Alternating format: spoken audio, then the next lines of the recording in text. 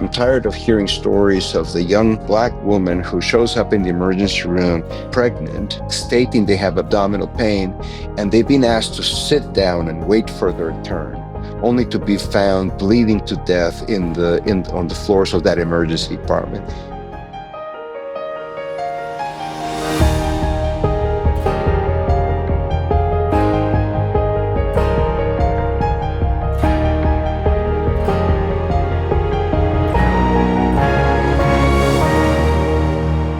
Welcome back, every Bendy Body, to the Bendy Bodies podcast with your host and founder, Dr. Linda Bluestein, the Hypermobility MD.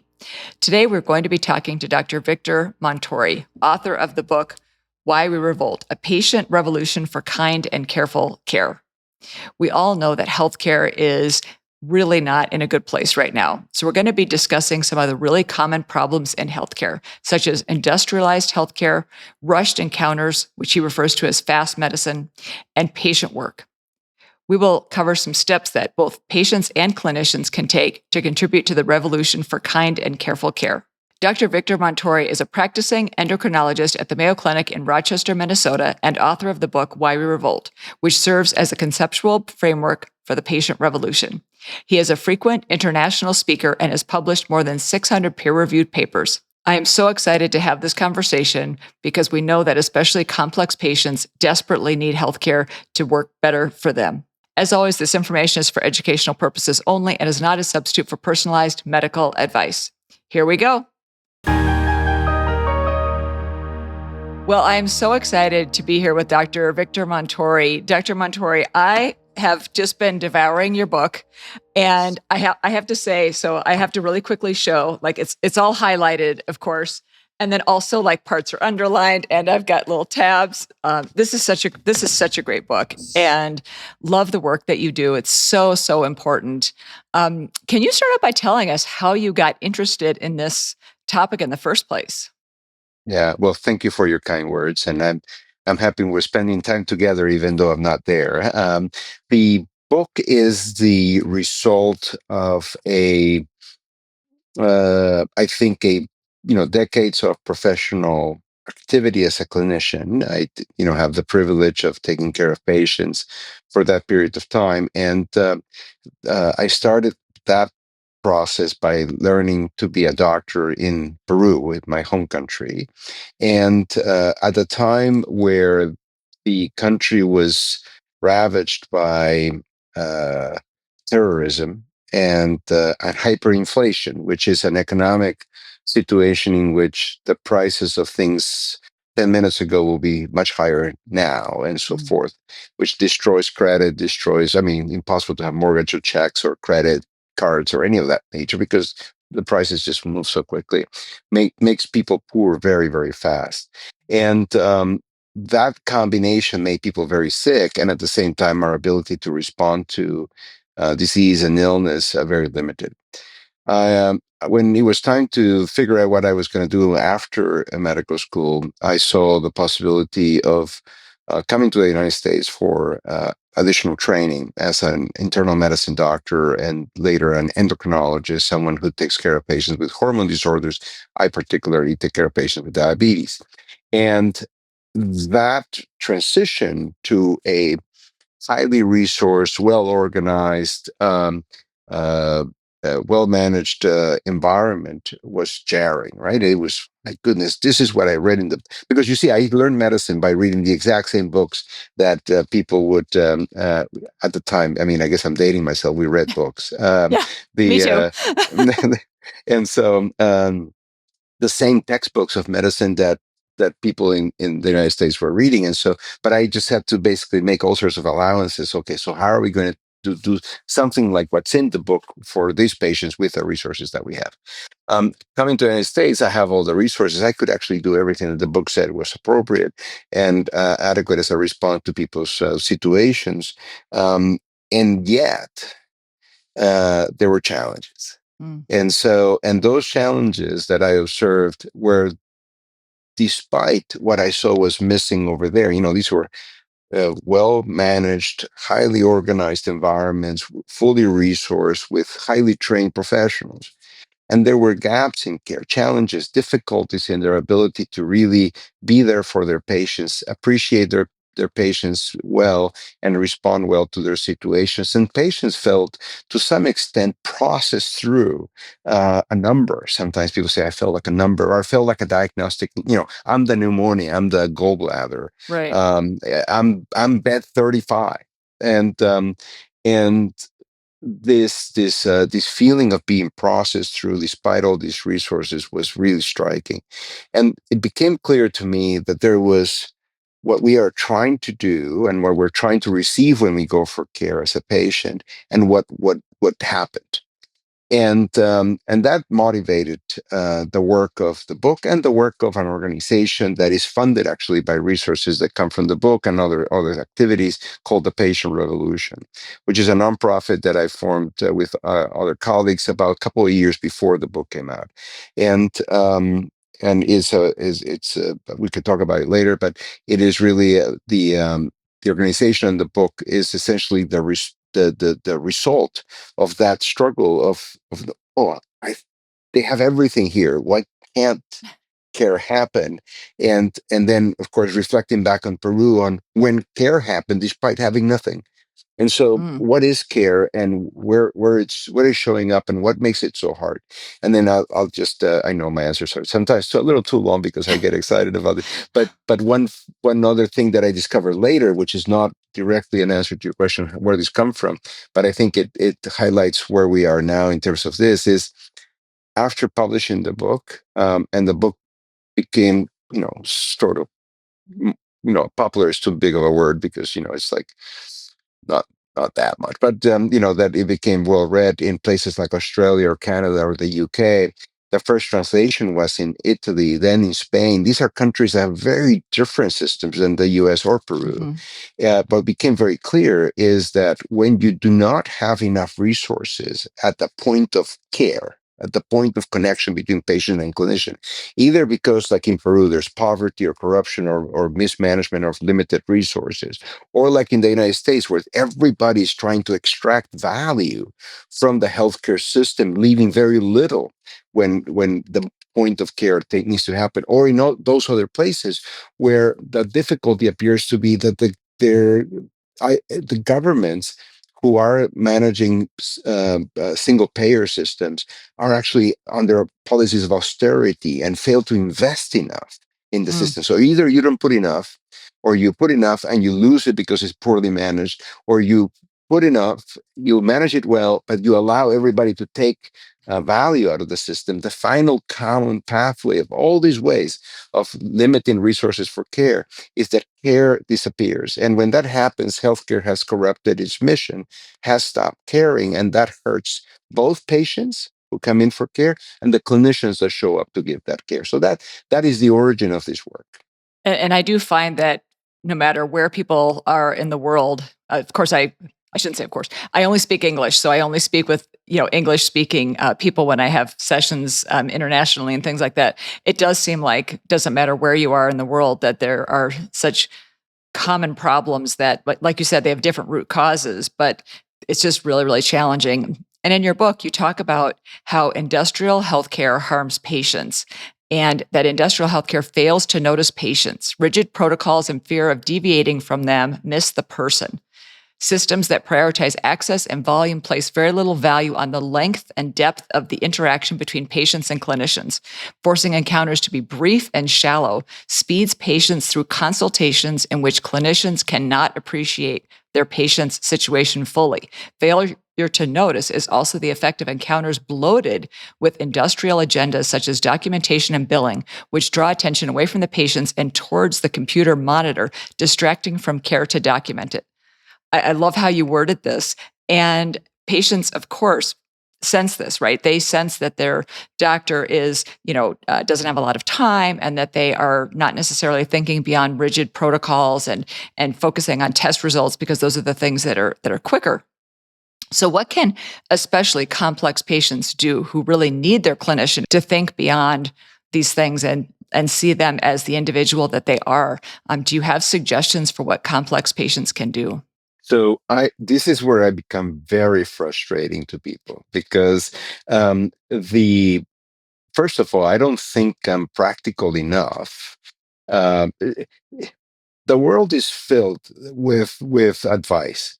You just go on YouTube, TikTok, Instagram, whatever, and you'll have somebody telling you how to do things, and a lot of those things assume that if you get the goods for yourself, then the world is a good place for you.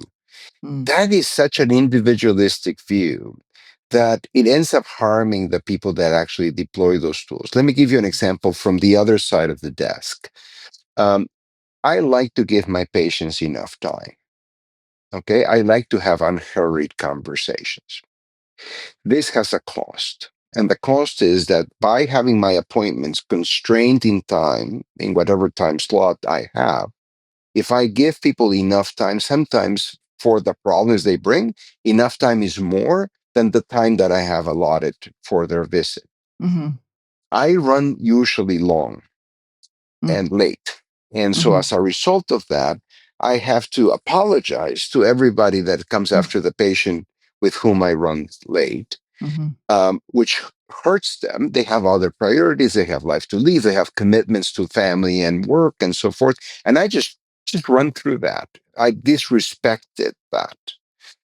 That's not very caring. Furthermore, I work with other people who have things to do at the end of their workday, and I just made their Mm-hmm. workday longer. Mm-hmm. Once again, disrespecting what their lives are about and what other things are important to them, in addition to the work very meaningful work that they do. Um, so, this idea of heroically doing what's right for my patients ends up hurting all sorts of people, Mm-hmm. including the people that I care about and the people that I'm supposed to be caring for and with. Mm-hmm. And so the same thing happens for the patient advocate.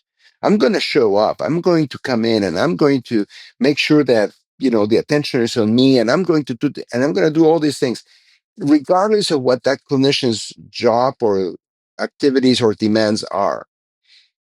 And because I'm going to get what I need for myself. I Mm-hmm. mean, lovely, and yet that is going to create some troubles, not just for you, the advocate patient, because you're going to become the difficult patient. You're going to be the one that, oh, the painful patient, right? I don't want to, I don't want to have to see you if I don't have to. These sorts of it backfires completely, because what you just did is you just made the clinician, the constrained clinicians tasks much more difficult to complete.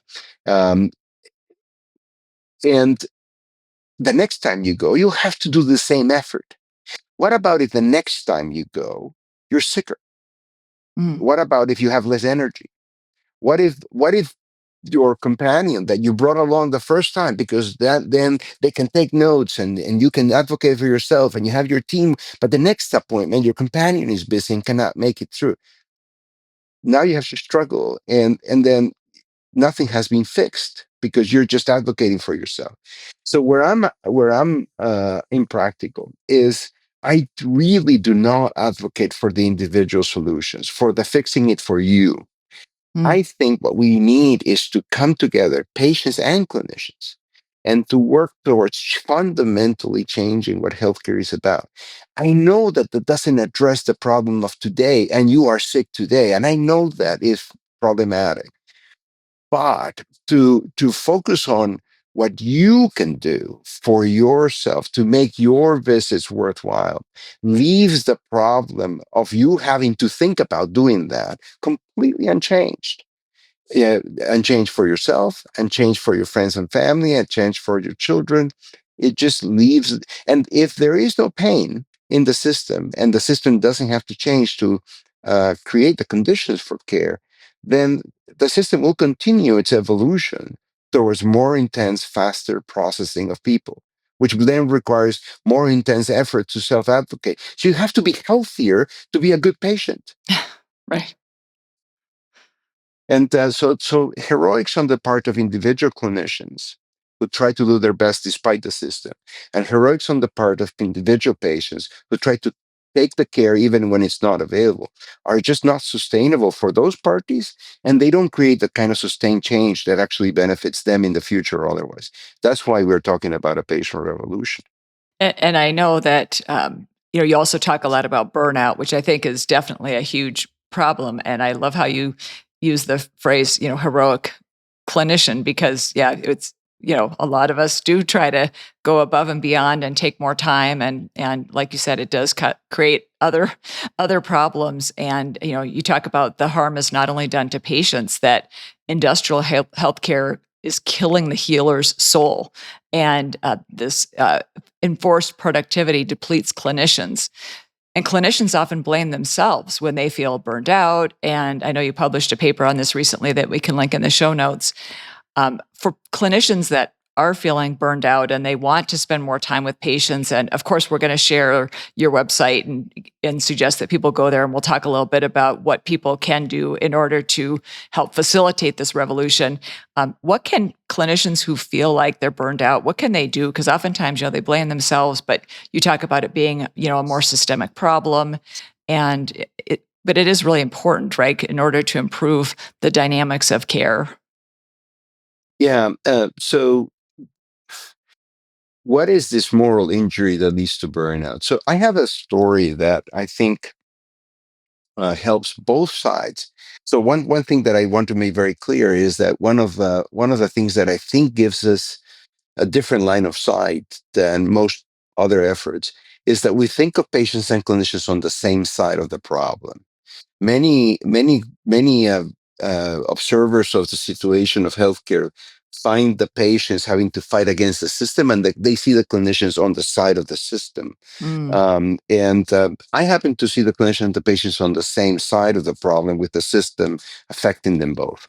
mhm, And the the story that I use is the story of the canary in the coal mine. So there, I show in my when I give talks, I have a slide of what appears to be the last canary in the coal mine in England, and it's from the you know late 80s or early 90s, and it's like incredibly recently, right? They use this technology, and the coal miners will come in with their little bird in the cage into the coal mine, to the mine shaft, and they will use the bird to determine if the mine is toxic to them.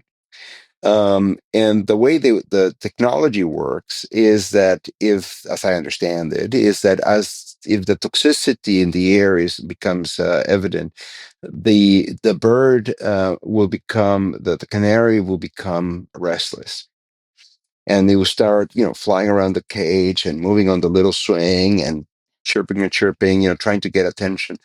They'll be very unsettled and restless, but eventually the toxicity levels continue to rise. Most people say, "Oh, the bird dies." No, no, no. It's a renewable technology. The bird the bird stops singing. mm, The birds stop singing. And so think about on the patient with chronic conditions, complex regimens, multiple specialist visits, that has to do all sorts of different things to get the care that they need. And all of a sudden, some things don't get done. Some appointments they don't show. uh, Instead of thinking of these as a patient who's not taking responsibility to do their part in the industrial healthcare machine, if we think of this as a bird who stops singing because the level of healthcare demands have become toxic to them, mhm, different response. mhm, If we think of the clinician, who all of a sudden starts taking vacation more often, starts taking time off, starts showing up late to shifts or work, seems to be absent, seems to don't care. If we think of that clinician not as somebody who's failing their professional responsibilities, but as a bird who stops singing, we can see the transition from moral injury, the restlessness in the cage, to burnout, the silent bird in that toxic environment. And the miners know when the bird stops singing, they better get out. And mhm, our response in healthcare to when clinicians and patients stop participating is to intensify Mm. the demands on their time and their effort. The Mm. patient who is non-compliant to treatment and sees their outcomes decline, the response from the clinician is to intensify the therapy, to give you yet another task or another pill or one that is more difficult to take. And so this paradoxical response reveals how uncaring the environment in which patients and clinicians get to show up and care give and care receive. So I think seeing it as evidence not of the personal failings of patients and clinicians, not of their lack of professionalism or personal responsibility, respectively, but thinking of them as people who get to show up to do the work and get to do it in a toxic environment. I think it leads to a different line of thinking and a different response. And I think furthers the idea that healthcare is not a place that's creating conditions that are favorable to care. Yeah, no, I think that makes a lot of sense, and it's so frustrating because I feel like I love what you said in the very beginning about clinicians and patients being on the same side and being on the same team. It's so hard because for so many patients, especially a lot of the ones that listen to this podcast, they have such complex problems, and they see that clinician. You explain this well in your book. Like they see them as the choreographer of the dance, as you reference, right? And they the way they see it, they think that the clinician is in charge of the duration of the visit and a lot of things that the clinician does not have control over. So I think that deepening that understanding and helping people to understand that clinicians often, or I think most often, really want to do the right thing for the patient, but they're just not able to. Well, and there, I mean, we have to be clear, right? There's some people who should not be given the privilege of being at the bedside with a patient, right? There are some professionals that behave extremely poorly, but that I happen to think that they're the minority. Mm. I have concerns that they may proliferate, and I'll explain that in a minute. But I think they're the minority. There is a phenomenon which I should come up with a good name for it, but it's the idea of pointing upwards. So when I talk to groups of uh, patients, they point at the clinician, say, "Oh, my doctor is in charge." When I talk to groups of clinicians, they express a form of almost learned helplessness, the Mhm. kind of consequence of abuse that you sometimes seeing abuse victims of basically they don't think they can do anything about improving the conditions of care. And when I tell them, but your patients think that you're it, that you have all the power.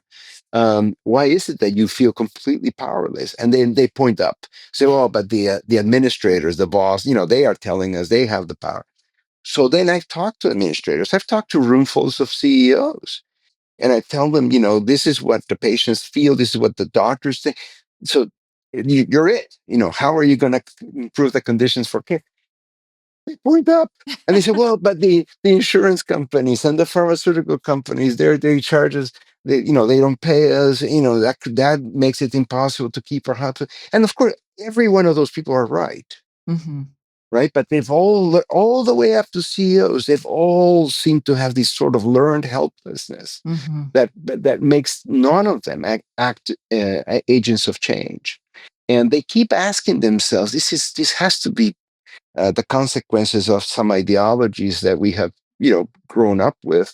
But they keep asking the question, "Well, what can I do?" And I often have to correct their grammar. I said, "Well, the grammar of change is what can we do, Mm. and what will we do? What should we do? Look at your moral obligations for guidance, and then look at your courage to act." Right, and you don't have to have that courage in singular you. That courage comes from your plural you, and it's like, what? I mean, that's a mystery. I mean, I am responsible. I have. So there's a loss of we that is actually enabling and allowing industrialized healthcare to persist. That's so interesting that the pointing upwards. Yeah, that's so interesting.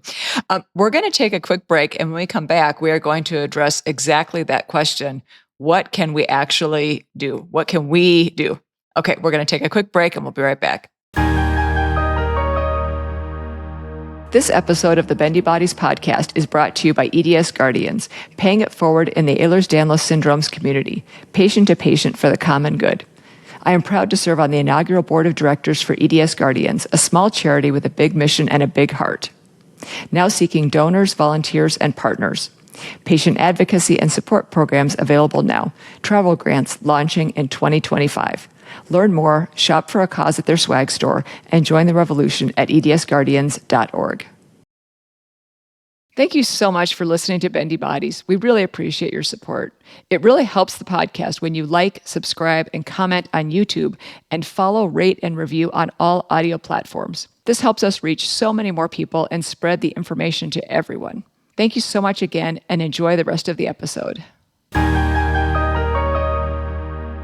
Okay, we're back with Dr. Victor Montori, author of the book, Why We Revolt, A Patient Revolution for Careful and Kind Care. So we are going to talk about, well, what can we do? What are some things that we can do? So, again, in 2000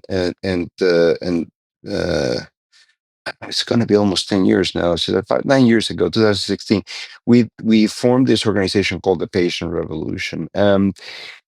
Which is not a patient advocacy group, it's a care advocacy group. And what this group does, so the first thing people can do is to think about kind of checking out our website and what we're trying to do. That's at patientrevolution.org. And come in and check it out. What we're trying to do in this organization is create a community of care activists. Not all of us get to have the energy, the time, the ability to make a difference. And some of us get to make a difference in all sorts of other aspects of our lives, least of which will be, when we are patients, when we are, hoping to receive care and so forth. But many of us live with chronic conditions in which we have to do both things. We have to live our lives and get to be patients and try to enable our lives by managing and controlling our conditions and palliating our illnesses and get our energy when we can get it. And so there is scope within this for patients to spend some time, energy, and attention, not just advocating for self with the limitations we discussed earlier, but also to join a group of other people committed to fundamentally change healthcare. But then find themselves in a room, not just with other patients, but also with clinicians. The invitation is also for clinicians who are suffering again this system and have the time and the bandwidth to potentially come in and draw from the expertise and knowledge of others, but also, perhaps more importantly, draw the courage from the group to actually try to make a difference where they are. The Patient Revolution's community of care activists is one first opportunity that you can join. These communities often has started, membership in the community has often started when people have opted to take one of our courses.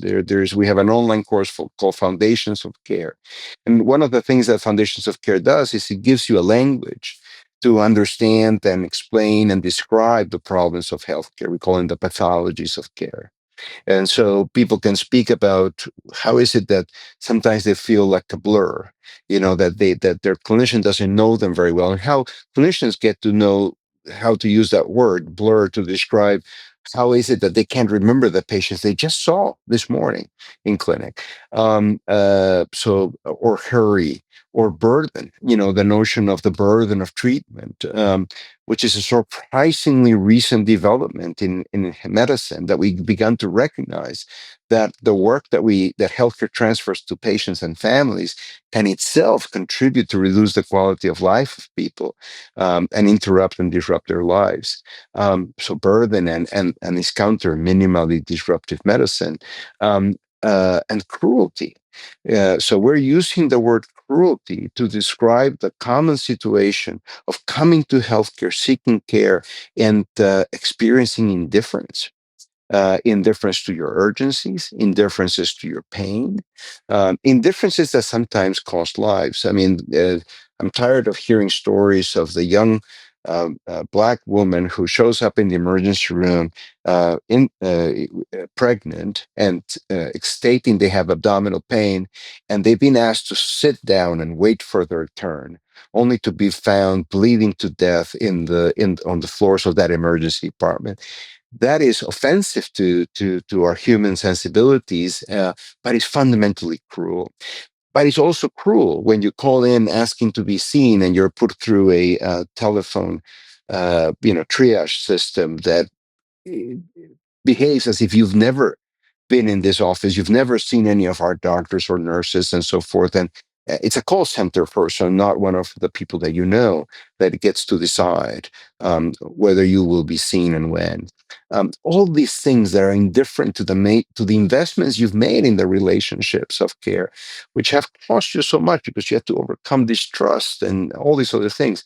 Systems that are indifferent to the need for continuity of care. So I've already, you know, opened my soul and became vulnerable to this particular clinician, only to find that when I come back for follow up, it's a completely new person that I now have to explain everything again. I mean, I get re-traumatized every bloody time. So it's cruel that we don't actually respect the effort that it takes to form those relationships, or the value that the continuity of those relationships have in improving your situation. So cruelty is another word that you get to learn to use to describe the problems of healthcare in our Foundations of Care course. Another thing you can do with our group to get going is, to read the book that you've kindly mentioned several times, the Why We Revolt.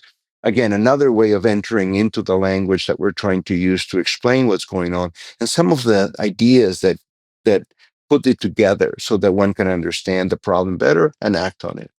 And then we have in Patient Revolution, we have a greenhouse, which is where we grow new ideas, new tools, new perhaps policy initiatives, or other things that our care activists can work on. When you finish the Foundations of Care course, which is an online course that you do on your own time, the final step, and this is facilitated with we have facilitators in our community that help you through it. The final point of that course is to finish with a bit of a capstone project, and the capstone project is a mini revolt. So you get to think about, what is my fear of influence? What are the problems of care where I am? And let's see what we can do together to try to make a difference. And our facilitators help you plan a sort of a mini revolt, a mini activity within your space, where you can try to make a difference with people around you in fundamentally changing the conditions for care. And then what happens is you get to tell that story of how it went to the community.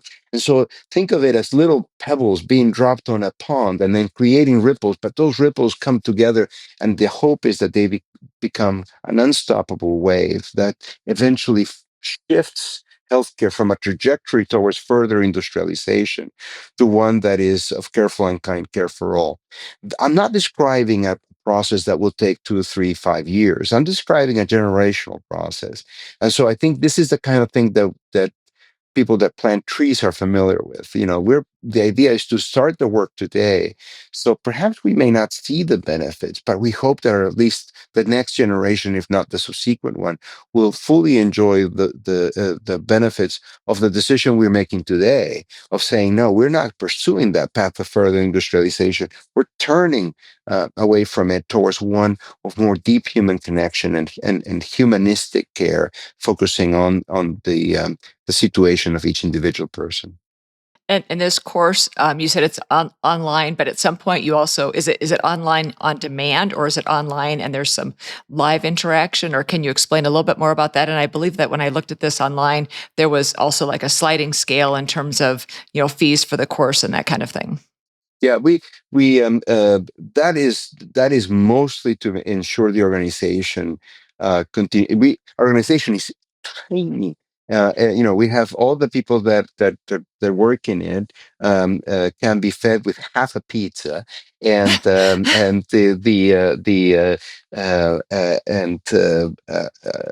our budget is very limited, and so and what we're trying to do is, this is not an organization that's trying to get bigger administratively. Is trying to get bigger in the size of the community that these organizations support. So the sliding scale that you describe is an effort to make it available to everyone. And if you happen to have the means to support the organization, here's a way in which you can do it while getting something in return.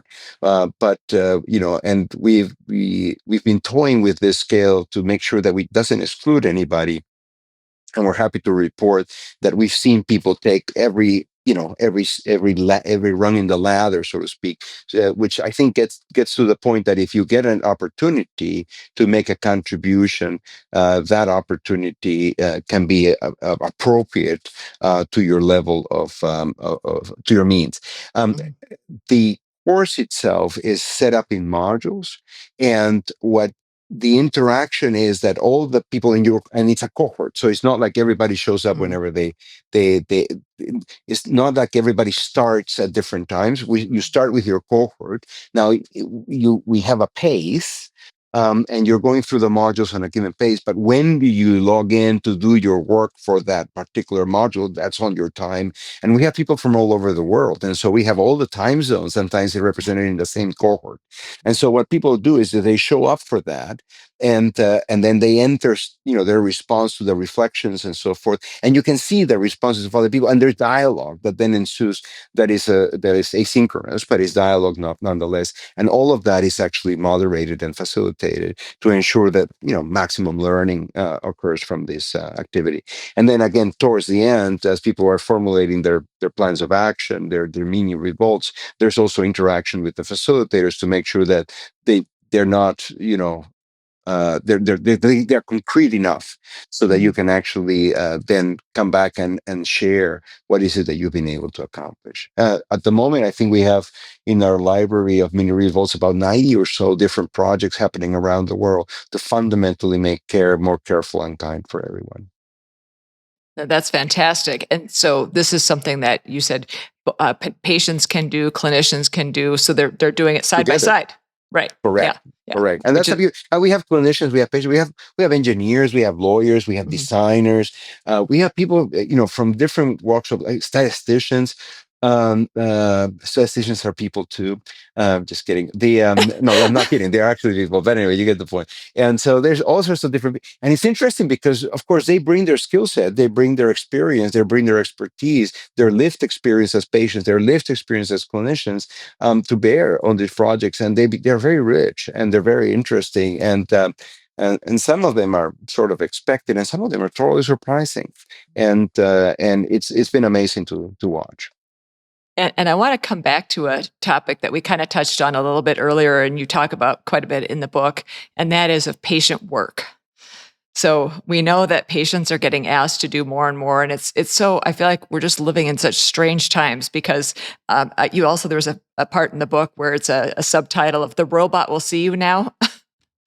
And it's so ironic because we have this incredible technology, and with some certain conditions, we can do incredible things.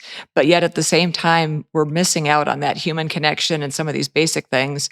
And we're also asking patients to do a lot of work at times. And I really like how you talked about pursuing efficiencies in the work patients do is most important. It is the patient's time, energy, and attention that are especially scarce and that we need to kindly respect.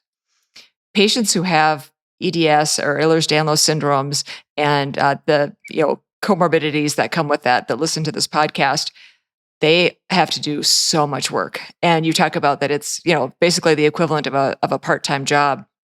And of course, the conditions themselves make it hard for people to do outside work, but now they're having to do this extra work. And you talk about how, if they're not able to follow through with certain instructions, then oftentimes we give them more work to do. What in the shorter term, what can we do about that? Or what can patients do that feel like they're getting overwhelmed with work? Yeah. So clinicians have no idea how much work their instructions are to patients. Mm-hmm. So that's the first realization. When I ask patients, oh, take your pills, first thing in the morning, then the other ones, just with the last bite of your evening meal, um, I sort of am ignoring the fact that the patients already take 9 other tablets, and those have their own specific instructions as well. Mm-hmm. So, for instance, when medication taking, organizing, scheduling, and refilling is one of the set of tasks that healthcare has essentially allocated to patients and their families to do.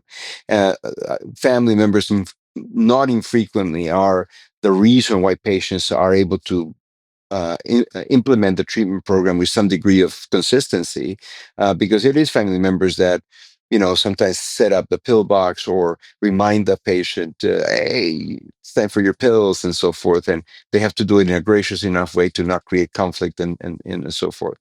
Um, so there is material work, physical work, administrative work, emotional work that needs to be done. But the first thing to recognize that clinicians have no idea.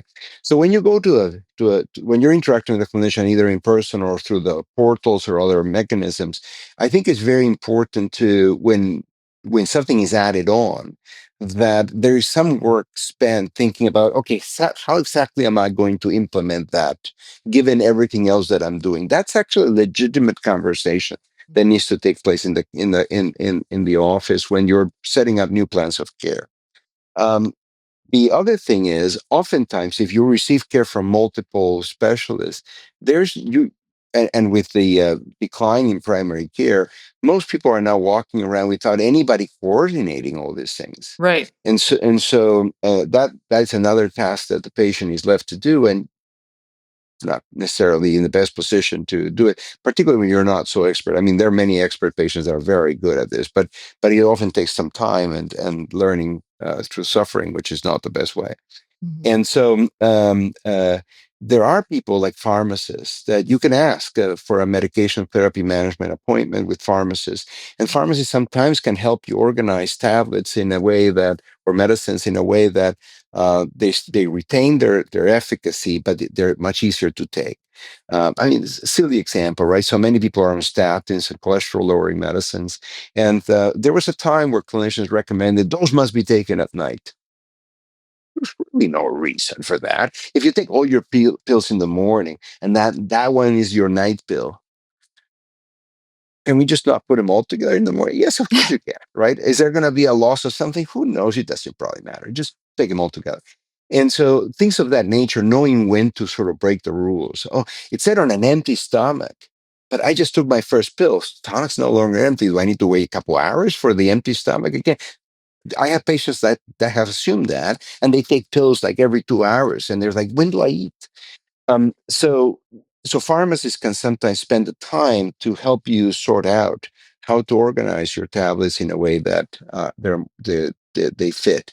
The same thing with refills. There is really no good way of synchronizing refills, in part because many patients get their medicines from different pharmacies. Some are mail order pharmacies, some are the pharmacies in the corner, and they sometimes have 30-day prescriptions, 90-day prescriptions, and somehow 30-day prescriptions are not the same as a 90-day prescription. And who knows the sense of this, right? And we're still sending faxes around. So a pharmacist can sometimes bring some order to that chaos. The Having assistance is often helpful. If you're coming into an important appointment, bring somebody with you to take notes or record the thing.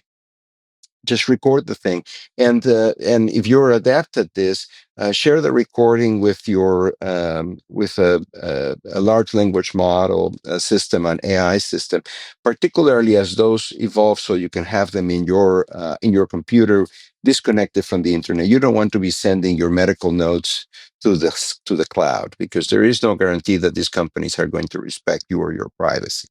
But if you can have one of these systems that you can download and doesn't communicate to the internet, and those are becoming more frequent now, then potentially you can have those systems listen to your encounter and produce your note of the visit. Oh, That is not the note of the medical record, but your note of the visit, your summary of what went on during the visit, that you can then set to your specifications, and particularly being able to then query the system to say, can you tell me the three or five to-dos that came out of that system? So that helps you organize your activity. Organization tools that are available for executives, the get things done, strategy, structure, and so forth, can be used as well to this. But each one of those things that I just described is more work. And we just started by saying, what about reducing the work? And so some of that has to do is very similar to what we do with when we exercise. When we exercise, we spend time, energy, and attention to actually do some physical activity. That takes time, effort. Um, but what comes out on the other side is vitality. And that vitality gives us more bandwidth to do more with our day. When we learn and when we read and learn, that takes time and effort and attention. But what comes out on the other side is experience, expertise, not know-how that then makes things easier afterwards. So investing in some of these upfront activities of self-management might actually free up capacity so you can do more work. Palliative care. So if you're being seen for your disease, but you suffer from insomnia, from pain, from shortness of breath, any of these symptoms that are difficult to manage, have a focus on the symptom without pursuing the root cause. So if you always have insomnia, okay, well, okay, you've developed good hygiene, sleep hygiene. Okay, what else can you do?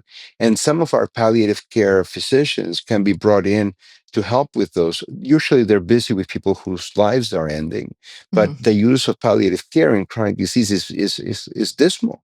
And yet, what limits your ability to live are all those symptoms Mm-hmm. that sometimes are improved when your condition is better controlled, but sometimes are left untreated. And so manage your debilitating symptoms so you have more capacity. Um, Find a rich uncle, somebody that gives you money, or win the lottery. Very helpful, because you can always hire additional help. There are places that are very or people who are very intense users of delivery services, your Instacarts and your Uber Eats and things of that nature, getting things delivered to you so that you have to do less of that daily activity of work, but around your healthcare or around the rest of your life. So try to use all those resources to the extent that you can. But at the end of the day, I think it comes back to the responsibility of the healthcare system of stopping thinking about you as an unpaid employee of the hospital, Mm-hmm. and stops giving you errands, delegating activities that they should do. It is not an uncommon occurrence in committees where people are struggling, but how do we get that piece of data? Or how do we get this done? And somebody goes, we can ask the patient, or the Right. family can fill up the survey. And so, similar to those advices that I just, blurted off to pay about patients, there's a similar set of advices about clinicians and healthcare systems where we ask clinicians to, if they're in the room when that is said, remind people that they're talking about folks who are completely exhausted, Mm-hmm. and stop allocating additional work. Or if you are going to do that, then take away some other work that you've allocated before. And if you're a healthcare organization, think about other ways of getting things done that do not require active involvement from patients and clinicians, uh, patients in particular, but also clinicians, in the ways that are not specific to the care of that particular patient. My favorite example of that is I visited once a clinic and I was waiting in the waiting room. I was there for research purposes, but I was asked to wait a little bit. So I waited in the waiting room and I looked around. And in the waiting room, there was a sign that said, this clinic, it needs to get 100% of diabetic patients on cholesterol medicines. So that's obviously part of some contract that they had and so forth. And then he said, help us get there. So I can see the motivation, right? Oh, help us, be good clinic, a good clinic for you sort of thing. But I don't think people recognize that we're asking patients to come into the clinic to help the clinic. Patients come into the clinic for the clinic to help them. Right. Right. But so so the ultimate work here is to change the arrows. We hold patients accountable for their own improvement. Now, patients and clinicians should hold the organization accountable for creating the conditions necessary for them to care well. The organization cannot be blaming clinicians and patients for their bad outcomes. It has to, the accountability arrow has to be flipped. And so the same thing, the majority of the work cannot be dumped on patients. The work needs to be done by the organization. That is the purpose of the organization, is to do most of the work. And this idea that, oh, but patients have to take responsibility, that is usually said by people who have never been sick. Yeah, so true, so true. And one final question before we wrap up, which points directly to what you were just saying. One of the questions that a listener asked me to ask you had actually specifically about having a general practice doctor, a PCP, and they said they just have an incredibly difficult time trying to find a PCP who will do more than just treat it like a cold. And this person has a myriad of complex illnesses, and they have such a hard time finding somebody. How can somebody navigate that? And you're right, so then we don't have somebody coordinating care and things like that. And of course we have a lot of problems that we've discussed, but do you have any suggestions? Um, Again, not a practical person, so obviously a wrong person to ask these things. Um, when there are no primary care clinicians, there's no I mean, what are you going to do? Just to kill the competition? I mean, what are you going to do? This is, you have, they're just not there. Mhm. I think it's worth thinking about why are they not there. And Mm, it is, we're talking about one of the most meaningful human activities. Why are they not there? Right? Why is the primary care clinician, um, a species at risk of extinction? And the reason is we don't value care. And so in specialty care, I'm a specialist, right? In specialty care, we have things we do that are, very gimmicky, or some interventions. Sometimes I don't do this because I take care of people with diabetes, but other people cure people. That's pretty amazing. People do surgeries and fix people. That's pretty amazing. But primary care clinicians, for the most part, are experts on the patients that they see. They're not experts on the diseases that they have. Diseases mm, come and go, the patients stay. For the specialists, the diseases stay. That they see, I see diabetes day in and day out. It's the patients that come and go, and you need both. And when you're a chronic patient whose disease is not going to come and go, but it's going to come and stay, having a clinician that stays with you, not with the disease, with you, is particularly important. And as you get older, you accumulate other conditions. So the notion of, oh, I'm going to make my specialist, my primary care clinician, runs the risk that the clinician will always see the disease that you have, but miss you as the patient. So you got to vote. You got to advocate and vote, because the solution to the problem of primary care depletion is political. mm, We need policies that make care the core purpose of healthcare, and then align those policies to make sure that people that have to care for patients wherever they are available. This is an acute problem in rural America. It's horrendous. Suburban America has a little bit of a better luck, and urban centers, sometimes they even have some, depends on where, some choice. For the most part, we've depleted that, and we've made it so unattractive. And this is where I said we can discuss this later. And I think you just gave me an opportunity to come back to this. I don't think most clinicians are bad people. I think most clinicians are good people and show up for the right reason. But we are running an interesting risk, which I think is going to be new to us. As healthcare becomes more and more about an industry set out on making a lot of money, many medical students, many students of medicine are joining the career, not for the same motivation that people perhaps in previous generations have said. Why are you going into healthcare? I'm going to care. And then they get disappointed that there's more all this other stuff. We are having a generation that, according to some studies, about half of the kids that are joining in to study medicine, for instance, are doing so without any interest in ever taking care of a patient. mm, Um, and I heard the explanation from a police officer who got interviewed once. He was retiring, and he was one of these police officers in a small town that knew all the kids in the corner. Everybody knew by name. He had all these relationships with people in the community, and so forth. And so the interviewer on public radio asked him, how come we don't have more policemen like you? And he said, well, I have a gun, but I never I've never used it. I was really hoping I would never to use it. I'm retiring now and I've never used it. So that makes me very happy. But the kids today are advertised by the police department and the police academy by showing them the SWAT cars, by showing them the night goggles, by showing them the special helmets and the fancy rifles and the drones and all these other things. The kids that are attracted by those things tend to be fundamentally different than the kids that are attracted to, let's have a conversation with a complete stranger in a corner. Mm-hmm. And as a result, if you populate your police force with people who are interested in using the technology, don't be surprised that in a condition of, of stress, they're going to go for the technology to address the problem.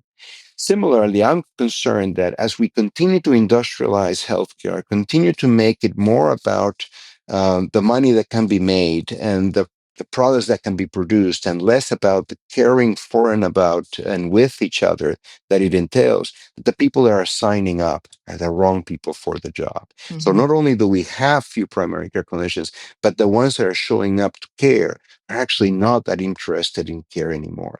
So it really requires us to act together to form a movement for care, a movement for care that doesn't stop at the doors of our local hospital or clinic, but also knocks on the doors of political power to try to influence it, so that we make investments in education, which we haven't talked about, but also investments in care, investments in the flourishing of people, the main reason our societies and our state exist for. We are so far from that. So got to vote, got to become politically engaged, got to be members of a movement. Place to start, visit patientrevolution.org. Join us as a fellow, a patient advocate, a care advocate. And I think that's going to eventually give us more answers with the creativity and courage of the group as to what is it that we can do to bring about careful and kind care for everyone. And that's a really pretty frightening statistic, that 50% of people going into medicine don't ever plan on actually taking care of patients, because, people think it's bad now, it's only going to get worse if that's, I have seen that statistic before, and that's really scary.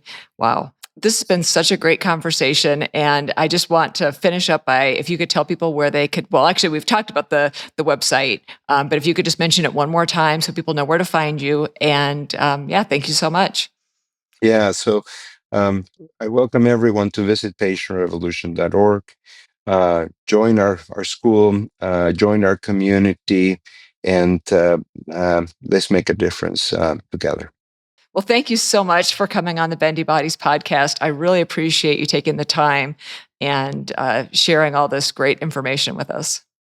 Lovely to be here, and good luck to everyone listening to this. These are tough times, but let's think of this as preparing for the dawn after a long night. That was such a great conversation with Dr. Victor Montori, and I hope that you are going to be inspired to visit his website and join the patient revolution. I do think that this is such important work, and although it would be great to have a few super concrete, specific steps for us to follow, I think taking his course is a really great idea. And we all know that the problems in healthcare are big. These are not things that we're going to be able to change overnight. So it really is going to take time and effort on all of our parts. So I hope you found this episode helpful. And I want to thank you for listening to this week's episode of the Bendy Bodies with the Hypermobility MD podcast. You can help us spread the word about joint hypermobility and related disorders by leaving a review and sharing the podcast. This really helps raise awareness about these complex conditions. If you would like to dig deeper, you can meet with me one-on-one. Please check out the available options on the services page of my website at hypermobilitymd.com. You can also find me, Dr. Linda Bluestein, on Instagram, Facebook, TikTok, Twitter, or LinkedIn at hypermobilitymd. You can find Human Content, my producing team, at Human Content Pods on TikTok and Instagram. You can find full video episodes up every week on YouTube at Bendy Bodies Podcast. To learn about the Bendy Bodies program disclaimer and ethics policy, submission verification and licensing terms, and HIPAA release terms, or to reach out with any questions, please visit bendybodiespodcast.com. Bendy Bodies Podcast is a Human Content production. Thank you for being a part of our community, and we'll catch you next time on the Bendy Bodies Podcast.